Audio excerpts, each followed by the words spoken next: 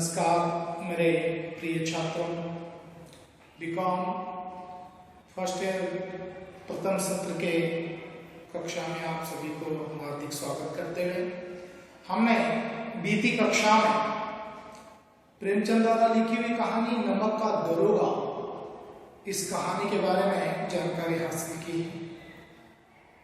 तो आज वही कहानी को हम आगे इस कक्षा में अध्ययन करेंगे। नमक का दरोगा, इस कहानी का नायक है मुंशी वसीदर। मुंशी वसीदर एक दरोगा है। नमक डिपार्टमेंट में, नमक विभाग में उनकी पद नियुक्ति होती है। तो किस प्रकार उन्होंने प्रामाणिकता, निष्ठा, भक्ति से अपने कार्य के अंदर आगे बढ़ते हैं। और वसीदर के पिता की नसीहत उनके लिए क्या थी, और पंडित आलोकदीन किस प्रकार नमक की तस्करी करता है, इस संपूर्ण इस कहानी में हमने लास्ट कक्षा में हमने थोड़ी जानकारी हासिल की है। तो किस प्रकार मुंशी वसीदर एक दरोगा बनकर जाड़े के दिन थे नियुक्त होते हैं, अपने वृत्ति में आगे बढ़ते हैं। जाड़े के दिन थे और रात का समय था। तो जाड़ा ने ठंडी, जाड़े के दिन थे और रात का समय। नमक की सिपाही चौकीदार नशे में मस्त थे। जो नमक उस वक्त स्वतंत्र भारत की पूरी कहानी है। उस वक्त हमारे देश में शासन करने वाले अंग्रेजों ने नमक के ऊपर भी कर लगाते हैं, टैक्स। तो उस वक्त में जाड़े के दिन रात का समय था और नमक के सिपाहियों ने शराब पीकर, मदिरा पीकर नशे में व्यस्त थे। मुंशी वसीदर को यहाँ आए भी 6 महीने से अधिक न हुए थे। जो नमक डिपार्टमेंट में उनका अपॉइंटमेंट होकर अभी 6 महीने भी नहीं गुजरे थे। मुंशी वसीदर अधिक न हुए थे, लेकिन इस थोड़े समय में उन्होंने अपनी कार्य कुशलता और उत्तम आचार से अफसरों को मोहित कर दिया था। मुंशी वसीदर ने अपने कार्य प्रवृत्ति, अपने कार्य पटुता से, कार्य कुशलता से सब ऑफिसरों को अपने ऊपर, अपने तरफ मन मोहित कर दिया। अफसर लोग उन पर बहुत विश्वास करने लगे। जो नमक डिपार्टमेंट में एक दरोगा के रूप में जब उनकी नियुक्ति होती है, सब लोग उनके पर भरोसा, विश्वास करने लगते हैं। नमक के दफ्तर से 1 मील पूर्व की ओर जमुना बहती थी। जो नमक का जो दफ्तर था, दफ्तर में ऑफिस के पूर्व में 1 मील यानी लगभग 1 किलोमीटर की दूरी पर जमुना नदी, जमुना है प्रेजेंटर, जमुना का अर्थ है यमुना, यमुना नदी बहती थी। जो नमक के दफ्तर के पूर्व के साइड में 1 मील दूरी पर यमुना नदी बहती थी। उस पर नावों का एक पुल बना हुआ था। उसके ऊपर एक नावों का पुल बना हुआ था उस यमुना नदी के ऊपर। दरोगा की किवाड़ बंद किए मीठी नींद से सो रहे थे। दरोगाओं ने शराब पीकर, मदिरा पीकर नशे में सो गए थे। उस पर नावों का एक पुल बना हुआ था। अचानक आंख खुली तो नदी के प्रवाह की जगह गाड़ियों की गड़गड़ाहट तथा मल्लों का कोलाहल सुनाई दिया। जब शराब पीकर सिपाही दरोगा सो गए, रात का वक्त था, जाड़े के दिन थे। उस जमुना नदी के ऊपर एक पुल बना हुआ था। गाड़ियों की कोलाहट से, आवाज से नींद खुल जाती है। उठ बैठे, इतनी रात गए गाड़ियों की, क्यों नींद पा जाती है? अवश्य कुछ न कुछ गोलमाल है। इतनी बीती रात, आधी रात का समय हुआ है। मध्य रात में कोई गाड़ी जाने लगे हैं तो मुंशी वसीदर को महसूस होता है कुछ तो गोलमाल है, कुछ तो कालाबाजारी होगी। इतनी मध्य रात में गाड़ियां जाने लगे हैं। तर्क ने ब्रह्म को पुष्ट किया, वर्दी पहनी, तमचा जेब में रखा और बात की बात घोड़ा बनाए हुए पुल पर आ पहुंचे। मुंशी वसीदर उठते हैं बिस्तर से, अपनी वर्दी पहनते हैं, तमचा लेते हैं और जेब में रखा और बात की बात पर घोड़े पर बैठकर फुल के पास पहुंच जाते हैं। गाड़ियों की एक लंबी कतार फुल को पार करते देखकर डांट कर पूछा, किसकी गाड़ियां हैं? गाड़ियों की कतार में लाइन, क्यों लाइन लगी हुई है गाड़ियों की। तब मुंशी दरोगा ने पूछा, किसकी गाड़ियां हैं? लोग ने पूछा। थोड़ी देर तक सन्नाटा रहा। सभी गाड़ियों वालों ने भयभीत होते हैं। आदमी में कुछ कानाफूनी हुई। तब आगे वाले ने कहा, ए पंडित आलोक दिन की गाड़ियां हैं। उसमें से एक व्यक्ति ने कहा, ये किसकी गाड़ियां हैं? पंडित आलोक दिन की गाड़ियां हैं। कौन पंडित आलोक दिन? मुंशीधर ने दरोगा ने पूछा, कौन आलोक दिन? तो दातागंज के आलोक दिन। कौन? दातागंज के आलोक दिन है, वहां के अमीर शख्सियत है कहते बता रहे। मुंशी वसीदर चौंक जाता है, चौंके आश्चर्य हो जाता है। पंडित आलोक दिन इस इलाके के सबसे प्रतिष्ठित जमींदार था। पंडित आलोक दिन क्या था? इस इलाके का जमींदार था, महाजन जमींदार, एक मुखिया था। लाखों रुपए का लेन देन करता था। इधर छोटे से बड़े कौन ऐसे थे जो उनके लाखों रुपए सूद खेल था। सब लोग उसके गुलाम जैसे थे। कोई बड़े लोग छोटे लोग सब उसके व्यवहार में थे। पंडित आलोक दिन का नाम सुनकर सब घबरा जाते। व्यापार भी लंबा चौड़ा था, जो बिजनेस व्यापार बहुत बड़ा था पंडित आलोक दिन का। बड़े चलते फिरते पुरजे आदमी थे, बहुत अमीर व्यक्ति था। अंग्रेज अफसर उनके इलाके में शिकार खेलने आते, उनके मेहमान हो जाते थे। जब दातागंज जो उनका इलाका था पंडित आलोक दिन का, जो अंग्रेजी लोग उनके शिकार करने आते तो उनके मेहमान बन जाते। 12 मास सदा व्रत चलता रहता। 12 मास यानी साल में हर दिन कोई न कोई उनके अंग्रेज अफसर उनके घर मेहमान बनकर आता। पंडित आलोक दिन का पूरे उनके इलाके में रोक था। मुंशी ने पूछा, गाड़ियां कहां जाएगी? ये फुल पार कर गाड़ियां कहां जाने लगी है? उत्तर मिला, कानपुर। उत्तर प्रदेश का एक डिस्ट्रिक्ट प्लेस है कानपुर प्रेजेंट में। तो दातागंज से गाड़ियां कहां जाने लगे हैं?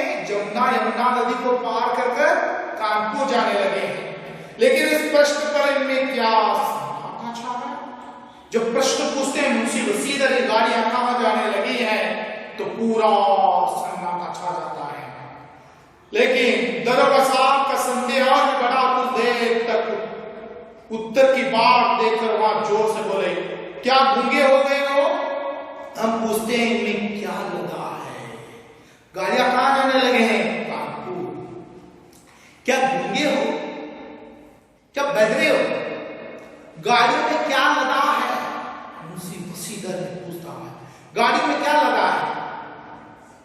जब इस बार कोई उत्तर न मिला तो घोड़े को एक गाड़ी से मिलकर घोड़े को टटोला। घोड़े पर बैठ कर आते हैं गाड़ी के पास, कोई उत्तर न देता तो आकर उन्होंने बोरे को गाड़ी में मिलकर बोरे को टटोलता है। थैले भरे हुए बोरे को टटोलता है। ब्रह्म दूर हो गया। यह नमक के थैले थे। क्या थे? नमक भरे हुए बोरे थे। तो मुंशी वसीदर को महसूस हुआ ये नमक के थैले हैं। पंडित आलोक दिन अपने सजीले रथ पर सवार कुछ सोते कुछ जागते चले आते थे। पंडित आलोक दिन रात के समय में भी वो सवार होकर रथ में आते थे। अचानक ही गाड़ी वालों ने घबराए हुए आकर जगाया और बोले, महाराज दरोगा ने गाड़ियां रोक दी है, घाट पर खड़े आपको बुलाती है। तो कोई गाड़ी वाला आया, पंडित आलोक दिन को मैसेज देता है, बोलता है एक दरोगा ने पूरे हमारे जाने वाले कानपुर की गाड़ियों को रोक लिया है। तो चलिए सब, चलिए महाराज, पंडित जी चलिए, कहते हुए बोलता है। पंडित आलोकदीन का लक्ष्मी जी पर अखंड विश्वास था। वो कहा करते थे, संसार का तो कहनी ही क्या, स्वर्ग में भी लक्ष्मी ही राज करती है। पंडित आलोकदीन का लक्ष्मी पर विश्वास था, भरोसा था लक्ष्मी के ऊपर। तो कहने लगा, लक्ष्मी जी स्वर्ग में भी उसका आसान जमा रहता है। उनका यह कहना यथार्थ ही था, न्याय नीति सब लक्ष्मी की खिलौनी है। जो आज न्याय हो, नीति हो, आचार सदाचार देख रहे हैं जैसे घटते जा रहे हैं, आज लक्ष्मी के ऊपर सब अवलंबन है। उन्होंने जैसे चाहता है, चाहती है, लेते लेते घर सुबह चलो आते हैं। पंडित आलोकदीन बोलता है, लेटा हुआ था, चलो हम आते हैं। लक्ष्मी जब लक्ष्मी को देखेगा सबका मन पिघल जाता है, पत्थर भी पिघल जाता है। कहता है पंडित आलोकदीन की सोच थी, कहा चलो हम आते हैं। कहकर पंडित जी ने बड़ी निश्चितता से पान की बीड़े लगाकर खाए, फिर यहाँ उड़े हुए दरोगा के पास आकर बोले, बाबूजी आशीर्वाद। पंडित आलोकदीन अपने बिस्तर से उठकर मुंशी वसीदा की गाड़ियों को रोका था, आकर बाबूजी आशीर्वाद। कहिए हमसे ऐसा कौन सा अपराध हुआ जो गाड़ियों को रोक दी गई है? हम ब्राह्मणों पर तो आपकी कृपा दृष्टि रहनी चाहिए। तो देखिए पंडित आलोकदीन कहता है, नमस्कार बाबूजी, क्यों गाड़ियां रोक दिया? हमारे ब्राह्मणों के ऊपर तो आपका हमेशा आशीर्वाद बना रहना है। पंडित आलोकदीन आकर मुंशी वसीदर दरोगा से कहता है, वसीदर खान इसे बोले, सरकारी हुक्म है, सरकार का ऑर्डर है। पंडित आलोकदीन हंसकर कहा, हम सरकारी हुक्म को नहीं जानते और न सरकार को, हमारी सरकार तो आप ही हैं। हमारा और आपका तो घर का मामला है, हम कभी आपसे बाहर हो सकते हैं। पंडित आलोकदीन कहता है, हम सरकार के हुक्म को भी नहीं मानते और सरकार को भी नहीं मानते। आपका और हमारा मामला है, घर का मामला है, हम निपटाना है। क्योंकि पंडित आलोकदीन दरोगा से कहता है, अपने व्यक्ति का कष्ट उठाया, यह हो नहीं सकता। इधर से जाए और इधर घाट के देवता को भेंट न चढ़ावे। मैं तो आपकी सेवा में स्वयं ही आ रहा हूं। तो आप तो घाट के देवता हैं, मैं तो स्वयं आपसे मिलने के लिए आ रहा हूं। देवताओं को जब दान देते हैं, दक्षिणा देते हैं, जब अपनी मनोकामना पूरी होती है तो भगवान को जैसे हम चढ़ावा करते हैं, वैसे आप तो घाट के देवता, आपको बिना देर अगर गाड़ियां कैसे आगे जा सकती हैं? पंडित आलोकदीन कहता है। आलोकदीन ने हंसकर काम सर वसीदर पर आश्चर्य की मोहिनी वसी का कुछ प्रभाव न पड़ा। ईमानदारी की नहीं उमंगती कड़क कर बोले, हम उन नमक हरामों में नहीं है जो कोड़ियों पर अपना ईमान बेचते फिरते हैं। वसीदर दरोगा जी ने कहा, हम नमक हराम नहीं है, हम नमक हराम नहीं है जो कौड़ी पैसों के लिए अपना ईमान बेच देते हैं, अपनी ईमानदारी को बेच देते हैं। मैं उन लोगों में से नहीं हूं। इस समय हिरासत में आपका कायदे के अनुसार चालान होगा। आपको मैं हिरासत में लिया, सरकार के हुक्म के मुताबिक आपको चालान भरना होगा। पेनल्टी जो सरकार को देना है, जो टैक्स पे करना है। मुझे अधिक बातों की फुर्सत नहीं। जमादार बदलू सिंह, तुम इन्हें हिरासत में ले चलो, मैं हुक्म देता हूं। जमादार बदलू सिंह, इन सब को हिरासत में लो, चलो। नमक के दफ्तर की तरफ बैठा, सबको लोगों को हिरासत में। पंडित आलोकदीन स्तब्ध हो गया, गाड़ी वालों में हलचल मच गई। पंडित जी ने जीवन में कदाचित पहला अवसर था पंडित की ऐसी कठोर बातें सुननी पड़ी। आज तक पंडित को किसी ने ऐसी कठोर आवाज में बात नहीं की थी। सबको पैसे के ऊपर वो खरीदता था।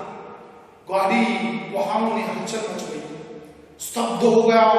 पंडित आलोकदीन बद्दू से आगे बढ़ा, किंतु रोग के मारे यह साहस न हुआ कि उनका हाथ पकड़ सके।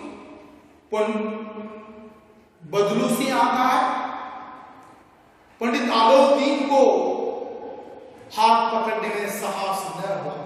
पंडित जी ने धन को धन का ऐसा निराधार करते कभी नहीं देखा था। विचार किया, अभी उदंड लड़का तो कोई ऐसा इनकार करना है, उदंड लड़का है, अभी जवान है, दरोगा, माया मोह के जाल में अभी नहीं पड़ा है, अल्लड़ है, झिझकता है। बहुत दिन भाव से बोले, बाबू साहब ऐसा न कीजिए, हम मिट जाएंगे। पंडित आलोक ने रिक्वेस्ट करता है, माया मोह में अभी नहीं पड़ा, पैसे के लालच में, भ्रष्टाचार में अभी नहीं डूबा है उसे सीधा। बाबूजी ऐसा मत कीजिए, इज्जत धूल में मिल जाएगी हमारे। इतने सालों में जो हमने इज्जत कमाई है, मान सम्मान कमाया है, सब पानी में बह जाएगा। हमारा अपमान करने से आपके हाथ क्या आएगा? हम किसी तरह आपसे भारी थोड़े, आप हमारी बेइज्जत करके आपको क्या मिलेगा? हम कोई भारी व्यक्ति तो नहीं है। वसीदर ने कठोर स्वर में कहा, हम ऐसी बातें नहीं सुनना चाहते। वसीदर ने कठोर में कहता है, हम ऐसी बातों पर तवज्जो नहीं देंगे। आलोकदीन ने जिस सहारे को चट्टान समझ रहा था, वह पैरों के नीचे खिसकता चला गया। जिस सहारे पैसों को चट्टान समझता था, वो पैरों के नीचे खिसकने लगा। हुआ मालूम, स्वाभिमान और धन ऐश्वर्य को कड़ी चोटी लगी, किंतु अब तक धन की संकीर्ण शक्ति का पूरा भरोसा। आज के स्वाभिमान पर चोट पहुंचती है। आज तक पंडित आलोकदीन जो ब्राह्मण था, पैसों के बल पर सबको खरीदता, अपने मुख्तार से बोले, लाला जी 1000 का नोट बाबू साहब के भेंट करो, आप इस समय भूखे सीन हो रहे हैं। कहता है 1000 का नोट दे दो बाबू साहब, भेंट करो, वो हमारी गाड़ियां छोड़ दे। वो सीधर में गर्म होकर कहा, 1000 नहीं, 1,00,000 भी मुझे सच्चे मार्ग से नहीं हटा सकता। 1000 नहीं ना, 1,00,000 रुपए भी मुझे देंगे तो मुझे आप खरीद नहीं सकते। धन की बुद्धिहीन दृढ़ताओं, देव दुर्लभ त्याग पर मन बहुत झुकराया। अब दोनों शक्तियों में संग्राम होने लगा। धन ने उछल उछल कर आक्रमण करते शुरू किया। 1 से 5, 5 से 10, 10 से 15, 15 से 20,000 तक नौबत पहुंची, किंतु धन अलौकिक वीरता के साथ बहुसंख्य सेना के सम्मुख अकेला पर्वत की भांति अटल और विचलित खड़ा हो गया। मुंशी वसीदर 1000, 2000, 10,000, 15,000, 20,000 रुपए तक बात आगे बढ़ी, लेकिन पर्वत की भांति डट कर खड़ा हो गया मुंशी वसीदर दरोगा। वो अपने पैसों के बल पर अपनी ईमान को नहीं बेचो। आलोकदीन निराश होकर बोले, अब इससे अधिक मेरा साहस नहीं, आगे आपका अधिकार है। मैं 20,000 रुपए तक नहीं दे सकता, इसके आगे मैं 1 रुपए नहीं दे सकता, चाहे आपके हाथ में अधिकार है। वसीदर ने अपने जमाना को ललकारा। बदलू से मन में दरोगाची को गालियां देता हुआ पंडित आलोकदीन की ओर बढ़ा। बदलू सी मन में गाली देते वसीदर को, गाली देते मन में आलोकदीन की तरफ आगे बढ़ा। पंडित जी घबरा कर 2-3 कर पीछे आ गया। पंडित पीछे जब बेड़िया झटकने लगी थी उसके हाथ अत्यंत दीनता से, बाबू साहब ईश्वर के लिए मुझ पर दया कीजिए, मैं 25,000 पर निपटा करने को तैयार, ऐसे कहता है। पंडित आलोकदीन कहता है, बाबूजी मुझे क्षमा कीजिए, लास्ट में 25,000 रुपए आपको ईश्वर देगा, मुझे क्षमा कीजिए। असंभव बात है, इम्पॉसिबल। 30,000 तक किसी तरह भी संभव नहीं है। क्या 40,000 तक? 40,000 नहीं, 40 लाख पर असंभव है। मुंशी वसीदर दरोगा कहता है 40,000 नहीं, 40 लाख पर नहीं। बदलो से इस आदमी को अभी हिरासत में ले लो, अब मैं एक शब्द भी नहीं सुनना चाहता। मुंशी वसीदर कहता है मैं एक शब्द भी नहीं, उस आदमी को हिरासत में ले लो। धर्म ने धन को पैरों तले कुचल डाला। आलोकदीन ने एक अष्ट पुष्ट मनुष्य को हथकड़ियों के लिए अपनी तरफ आते देखा। और निराश होकर कातर दृष्टि से देखने लगा। इसके बाद मूर्छित होकर गिर पड़ा। आलाउद्दीन की ओर बढ़ता हुआ बदलूसी को देखकर चारों ओर निराश की कातर दृष्टि से देखता हुआ आलाउद्दीन जमीन पर मूर्छित होकर बेहोश होकर क्या हो जाता है, जैसे जमीन पर गिर जाता है। तो देखिए किस प्रकार हमने पहली कक्षा और जो आज की कक्षा में हमने देखा, मुंशी वसीदर एक प्रामाणिक निष्ठा जो दरोगा ने, जो नमक का दरोगा, जो भ्रष्टाचारी, जो अपने ईमान को बेचने वाले जैसे ऐसे दरोगाओं में से सबसे अलग था मुंशी वसीदर के पिता की बातों से, उनकी नसीहत से अपने जीवन को आगे बढ़ने लगता है। पंडित आलाउद्दीन उनको घूसखोरी 40,000 रुपए तक देने के लिए तैयार होता है, लेकिन अंत में वो प्रामाणिकता, निष्ठा, अपने ईमान को बचाते हुए बदलूसी से कहता है, पंडित आलाउद्दीन को हिरासत में ले लो। तब तक मूर्छित होकर जमीन पर गिर जाता है पंडित आलाउद्दीन। तो आज हम इस कक्षा में हम यही रुक जाते हैं। अगली कक्षा में और इस कहानी के आगे भाग को वर्णात्मक रूप से, निरंतरात्मक रूप से आगे बढ़ेंगे। तब तक के लिए आप सभी को धन्यवाद।